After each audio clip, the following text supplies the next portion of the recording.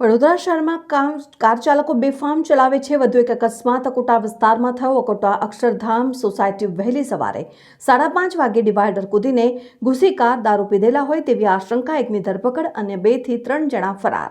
Scorpio car હતી, કબૂલાત કરી દારૂ પીધો છે અને સ્ટેશન ગયા હતા। પરત ફરતા આ બનાવ બન્યો હતો તેવું જાણવા મળ્યું છે। અકસ્માત એટલો મોટો હતો કે જો સામેથી કંઈ આવતું હોત તો તેની જાન પણ જઈ શકતી હતી। સવારનો સમય છે, સિનિયર સિટીઝનો લોકો ચાલવા નીકળે છે અને બેફામ કાર ચાલકો દારૂના નશામાં કાર બેફામ દોડાવે છે। અગાઉ ઘણા બધા અકસ્માતો થયા છે અને મૃત્યુ પામ્યા છે। ખરેખર આવા લોકો સામે કડકમાં કડક સજા થવી જોઈએ।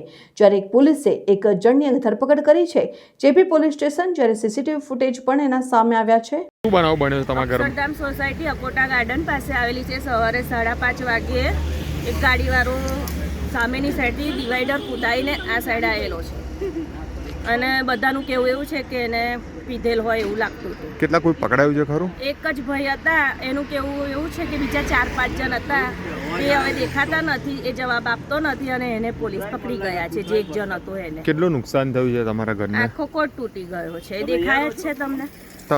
શું કેસો જે રીતના બેફામ લોકો ચલાવી રહ્યા છે ગાડી, તો શું આ કહેશો? તો સારું છે કે કોર્ટ તો ફરી થઈ જશે, પણ કોઈ મર્યું નથી, એ સારું છે। સવારે ચાલનારા બહુ જ હોય છે આ રોડ પર। શું નામ તમારું? અને 5-6 જણ બચી ગયા છે એવું ચાલનારાઓનું કહેવું છે। શું નામ તમારું? શ્વેતા પટેલ।